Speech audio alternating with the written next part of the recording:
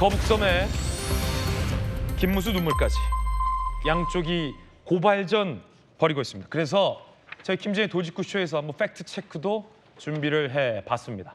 그리고 도대체 저 거북섬 논란이 뭐길래 커피 원가 논란과 호텔 경제학에 이어 이번엔 거북섬의 웨이브파크 치적 발언 논란입니다. 대선 빅매치 시작합니다. 대선까지는 정말 얼마 남지 않았습니다. 8일 앞으로 다가왔습니다. 오늘의 빅매치 매치업은 이겁니다. 자, 오늘의 빅매치 이재명 후보의 이 발언, 거북섬 웨이브파크 치적 발언입니다. 들어보시죠. 시흥의 거북섬이라고 있죠. 거북섬의 그 웨이브파크라고 시흥시장하고 제가 업체들을 경기도로 거북섬으로 오면은 우리가 그냥 다 나서서 알아서 해줄 테니까 이리 오라고 저희가 유인을 해가지고 살살 깨워와서 인허가와 건축 완공하는데 2년 정도밖에 안 걸리게 신속하게 해치워서 거기가 지금 완공이 된 겁니다. 이재명 경기도가 그리고 민주당의 시흥시가 그렇게 신속하게 큰 기업 하나를 유치했다 그 말이죠. 자랑하고 있는 중입니다. 양쪽 의견 들어볼 텐데, 자, 이게 왜 논란인 거죠? 정혁진 변호사님, 국민의힘과 이준석 후보는 이재명 후보의 이 발언을 뭐가 잘못됐다고 하는 겁니까? 일단은 거북섬이 옛날부터 있던 섬이 아니에요. 인공섬이거든요. 시화호 간척 사업 있지 않았습니까? 1990년대에 시화호 간척 사업 하면서 생겨난 섬이 거북섬인데 여기를 개발해야 되겠다 해가지고 경기도 수자원공사 그다음에 시흥시가 업무 협약을 맺어요. 섬이 뭐 거북이 모양인가 보죠? 거북이 모양처럼 만들었어요. 그렇군요. 그랬는데 이거는 2017년도니까 이재명 후보가 경기지사 당선된 게 2018년 6월에 당선돼서 7월 1일부터 임기를 시작했으니까 이 업무 협약하고는 상관이 없는데. 자, 그럼 거북섬이 만들어졌고 네네. 거기에 웨이브 파크를 유치한 게 치적이다, 이런 발언이군요. 그렇죠. 그런데 그 거북섬 안에다가 웨이브 파크라고 그래가지고 저는 못 해봤는데 요즘 젊은이들 서핑 많이 하지 않습니까? 세계 최대의 인공 서핑장을 거북섬에다가 만든다. 그게 바로 웨이브 파크다. 그런데 그 웨이브 파크를 그 유치한 사람이 그게 누구냐? 그게 이제 경기도지사, 수자원공사, 그다음에 시흥시장 이런 사람들이 MOU를 갖다가 체결했는데 그게 언제냐? 그게 2018년 11월 22일이었어요. 이재명 후보 얘기 들어보니까 업자들을 살살 꼬셔서 유치했다, 빨리 유치했다, 공사까지 뭐 그러던데 이게 뭐가 문제입니까? 그렇죠. 그런데 그 시행사가 사실은 부산, 곽규택 의원 지역구인 부산에다가 이 웨이브 파크를 하려고 그랬는데 부산에서 뜨뜻미지근하니까 이재명 그 당시 경기도지사, 시흥시장 이런 사람들이 적극적으로 나서서 우리 거북섬에다가 웨이브 파크를 갖다가 유치하도록 하겠다 해가지고 그 유치한 게 2018년 11월 22일에 그때 양해각서 체결되고 2019년 5월에 착공되고 2020년 10월에 개장이 됐는데 여기까지는 다 좋은 이야기인데 문제는 뭐냐면 사업성이 전혀 없는 거예요. 지금요? 지금요. 그래가지고 웨이브 파크 어마어마한 게 생긴다. 그렇기 때문에 그 주변에 상가 같은 것들이 상가가 거의 3,000개가 넘는 상가가 만들어졌는데 그런데 뭐 웨이브 파크 들어오고 뭐 어디 뭐 정부에서 세금도 지원하고 해가지고 그래서 이거 하면은 돈 번다 해가지고 비싼 가격으로 분양을 받은 사람들이 수분양자들인데 그런데 지금 공실률이 87%라는 거 아니겠습니까? 87%가 웨이브 파크를 이재명 후보가 유치하고 치적이다라고 얘기했는데 네네. 웨이브 파크 주변의 상가들이 87%가 공실이다. 그러니까 3,000개가 넘는 그러한 상가가 있는데 그중에 지금 운영되고 있는 상가는 300개 정도밖에 안 되고 그것도 더 줄어들 수밖에 없다. 이런 상황인데 이재명 후보가 그러면 웨이브 파크는 내가 했는데 그거는 운영이 좀 잘 안 된 것 같습니다. 이렇게 넘어가면 되는데 제가 봤을 때 이재명 후보는 웨이브 파크를 유치한 것만 생각하고 그 이후에 어떻게 이게 진행되고 있는지 팔로우업을 전혀 안 한 것 같아요. 그러니까 저런 이야기를 한 것이고 그러다 보니까 주변 상가들은 그래서 또 어떤 일이 있었냐면요. 어떤 할머니, 딸, 그다음 손녀까지 3명이서 16억을 들여가지고 그 상가를 2개를 그 분양을 받았는데 그중에 12억은 대출 받았다는 거 아니겠습니까? 대출금 못 받아가지고 경매 들어가니까 그 16억 주고 산 게 3억에 낙찰이 된 거예요. 그러니까 13억을 손해를 보고 거기에다가 빚만 12억이 남아있는 이런 상황이 그 주변 그 수분양자들한테 그런 일들이 벌어지고 있는데 웨이브 파크 내가 한 겁니다. 잘했죠. 막 이런 이야기를 하니까 사람들이 화를 낼 수밖에 없는 것이 아닌가 싶습니다. 예. 커피값과 좀 비슷한 논란이다. 네네 그런 것 같습니다. 정치면 의견입니다. 국민의힘과 이준석 후보가 이렇게 비판을 하고 있다는 거고요. 자, 그럼 이번엔 반론입니다. 박성민 최고. 이런 발언을 왜 했을까요? 그러니까 일단 거북섬 내에 웨이브파크를 유치한 것과 거북섬을 유치한 것은 완전히 다른 문제라는 말씀을 좀 드려야 될 것 같고요. 근데 지금 이제 이재명 후보를 공격하는 양상의 문제점은 이재명 후보의 발언을 굉장히 좀 앞뒤를 다 자르고 지금 상황에서 이 거북섬의 공신률이 굉장히 높고 거북섬 자체가 사실은 상황이 좋지 않은 건데 이 사업을 이재명 후보가 유치한 거 아니냐라는 식으로 비판을 하고 있다라는 게 저는 문제라고 생각을 합니다. 거북섬과 웨이브파크는 다르다. 그렇죠. 거북섬 내에 웨이브파크를 유치한 것과 거북섬이라는 사업 자체를 시행한 거는 완전히 다른 거고요. 이게 타임라인이 있습니다. 타임라인만 따져봐도 이재명 후보는 경기도지사에 언제 당선이 됐냐면 2018년에 취임을 했어요. 근데 이 거북섬 같은 경우에는 2013년에 시흥시에서 거북섬의 요트마리나 항만을 추진을 했고 당시 경기도지사는 김문수 후보였습니다. 그다음에 2015년에는 국가마리나 항만으로 거북선 사업이 지정이 됐고 2017년에는 수자원공사, 시흥시, 경기도가 협약을 통해서 해양 레저 복합단지 시설을 개발하겠다라고 본격 추진을 했습니다. 근데 이때 당시에 경기도지사는 남경필 지사였어요. 그렇기 때문에 이미 2016년 당시에만 해도 거북섬 내 상업용지 분양까지 이루어지는 그 정도로 사업이 이미 진척이 된 상황이었고 이재명 후보는 앞서 말씀드렸듯이 2018년에 취임을 했습니다. 그러니까 이재명 후보 주장은 안 되고 있는 거북섬을 살려보려고 웨이브파크를 유치한 것이다. 이걸 강조한 거거든요. 그렇죠. 그 뒤에 일인 거고 실제로 그리고 웨이브파크 유치 과정에서 행정을 신속하게 했다라는 점을 강조하고자 했던 것이기 때문에 이 사안은 어떤 거북섬의 지금 상황이 안 좋고 이런 것들을 모르고 했던 발언이거나 아니면 그것을 본인의 치적으로 이야기를 했다라는 발언이 아니라 거북섬 내 웨이브파크를 유치하는 과정에서 보여줬던 행정의 신속성을 본인이 강조하고 그것이 본인의 강점이다라고 이 경험을 이야기한 것이기 때문에 그렇군요. 거북섬이 이미 이전부터 이재명 도지사 취임 이전부터 진행돼 왔던 사업이었다라는 점을 고려해 보면 지금 이재명 후보를 향해서 제기되고 있는 공격은 굉장히 후보를 흠집내기 위한 악의적인 공세에 불과하다 이렇게 생각하고 있습니다. 자, 대선 빅매치 함께하고 있습니다. 이에 대안은 이준석 후보와 김문석 후보 측의 비판은 뭘까요?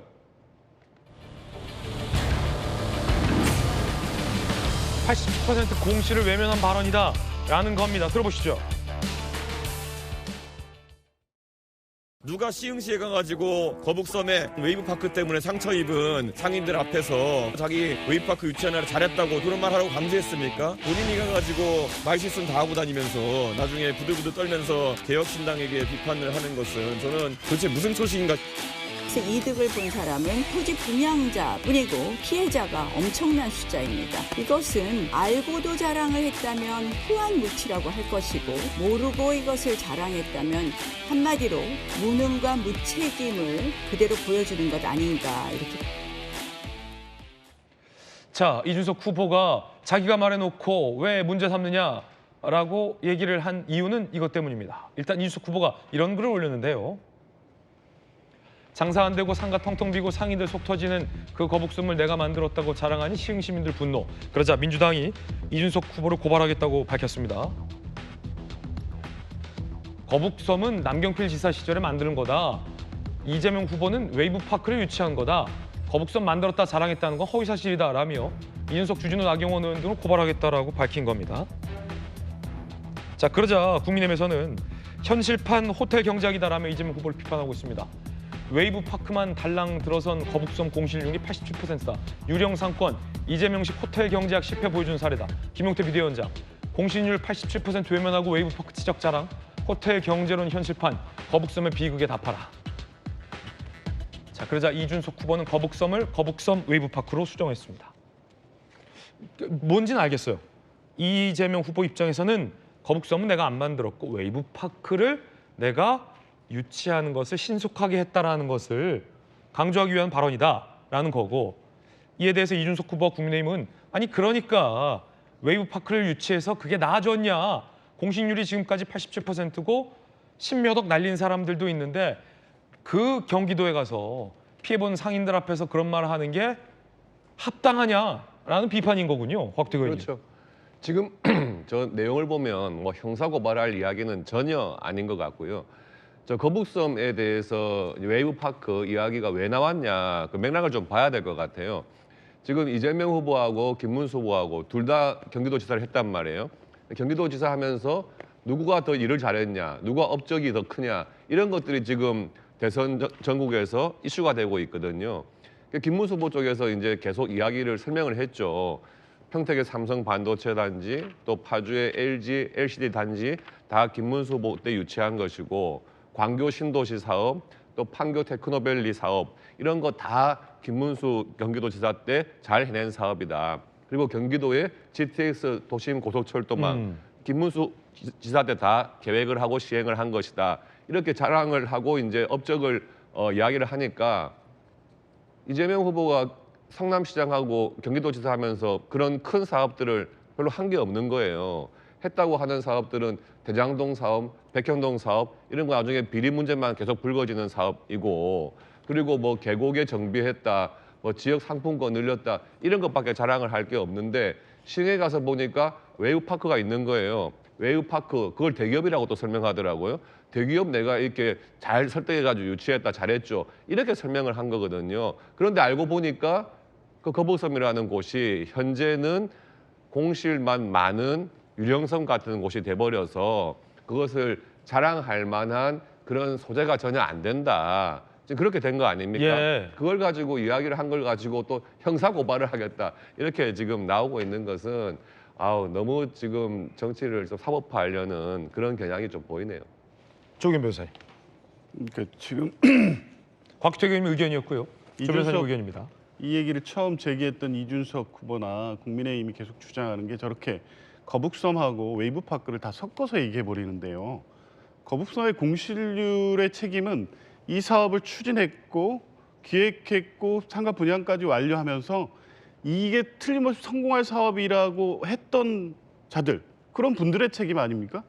거기에 이 사업의 완성도를 높이고 실제 그 외부의 어떤 유입 효과를 위해서 웨이브파크를 만든 겁니다. 그러면 그나마 지금 최소한의 어떤 이 활성화 효과를 누리는 게 웨이브파크 때문 아니겠습니까? 공실률의 책임을 왜 이재명 후보에게 묻고 있냐는 겁니다. 이 책임을 물으려면 당시 사업을 최초 제안하고 추진했던 김문수 후보가 지사 시절 아닙니까? 남경필 후보 있었습니다. 아마 행안부나 여기에서 인허가에 관련돼 있을 겁니다. 박근혜 정부 시절이었습니다.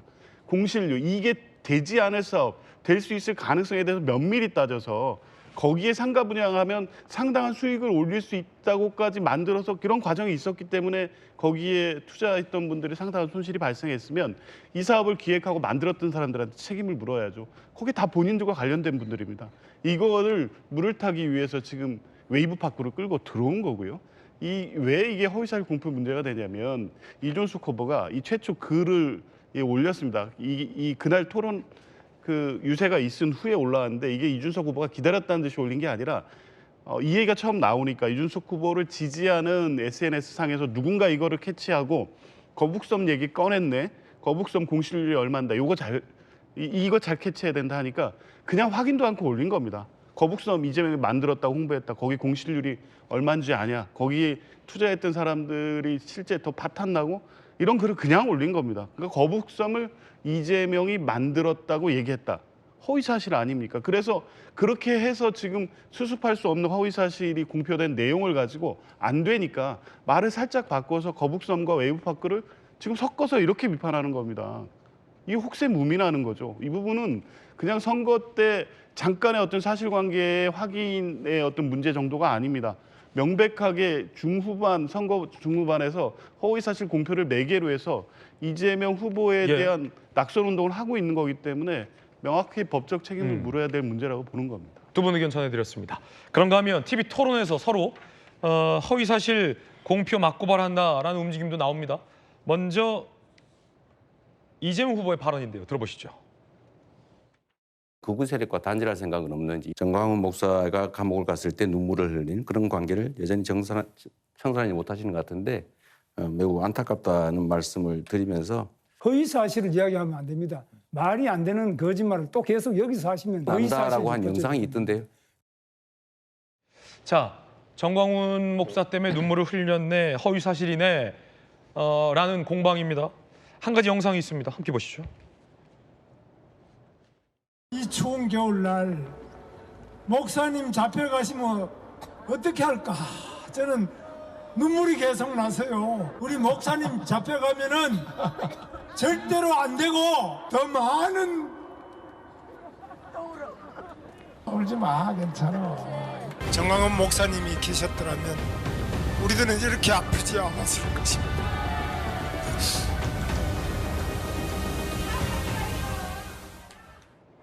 박승민 최고. 김문수 후보는 허위사실이라고 하는데 어떻게 보십니까?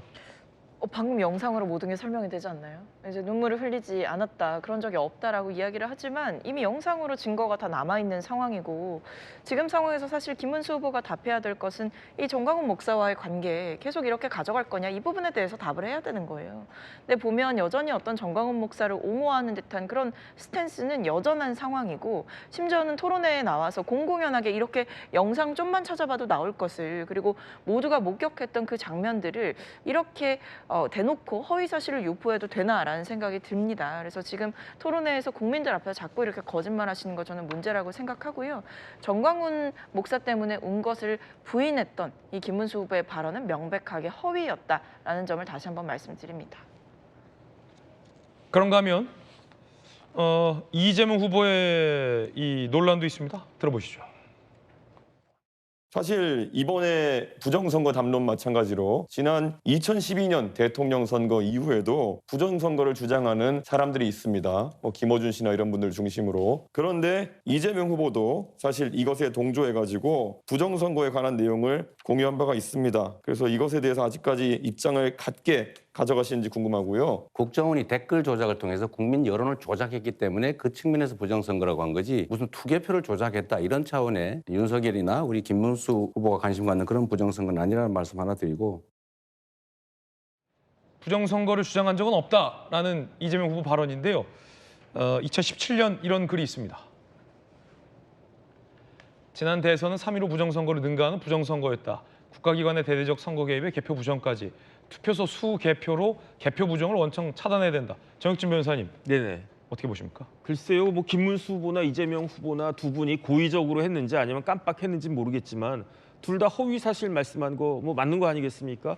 그런데 민주당은요, 다른 당도 아니고 민주당은 허위사실 공표죄, 공직선거법상의 허위사실 공표죄가 특히 선거 같은 데 있어서 정치적 표현의 자유를 억압한다 그래가지고 법을 개정까지 하려고 하는 거 아니겠습니까? 그러니까 서로 쌤쌤이다 하면서 뭐 공직선거법 어차피 이런 식으로 누더기가 됐으니까 이런 부분들은 서로 고소하지 맙시다. 이렇게 가는 게 더 맞는 것이 아닌가 그런 생각이 들고요. 그다음에 그 적어도 대선 후보 정도 나오신 분들은 과거에 자기가 어떤 이야기를 했는지는 정확하게 파악하고 저렇게 토론을 하든지 그 유세를 하든지 그래야 되는 것이 아닌가 싶습니다. 예. 그런가 하면 지난 토론에서 이재명 후보와 이준석 후보 간의 난타전도 있었습니다. 들어보시죠. 간병비 되게 중요합니다. 네. 15조 정도의 어떤 추가적인 간병비 혜택이 들어가게 되면은 이거의 재원 마련은 어떻게 되는 것입니까? 예를 들면 지금 의료 쇼핑 같은 거 있지 않습니까? 약간의 조정이 좀 필요하지 않을까 싶. 그러니까 그런 거 말고 현실적인 재정 대책 있으십니까? 그게 제일 크다고 생각해요. 2, 3조 규모라니까요. 그거라도 크지 않습니까? 15조 하신다면서요, 방금 전에. 내가 언제 15조 한다고 했어요? 본인이 그렇게 주장하시죠. 이준석 후보의 특성이 그런 것인 것 같은데 상대가 하지도 않은 말을 한 걸로 전제를 해가지고 15조는 본인이 주장한 거죠. 그러면 마이너스 30조인데 잠깐만요. 어디가 여유라는 것이 한번 시간- 설명해 주셔야죠. 규칙을 좀 지키시는 게 중요하잖아요. 가능하면. 얘기하십시오. 그 시간이 끝나버렸네. 재원 마련 어떻게 할 거냐와 관련된 두 후보의 공방이었습니다. 여러분은 어떻게 들으셨습니까?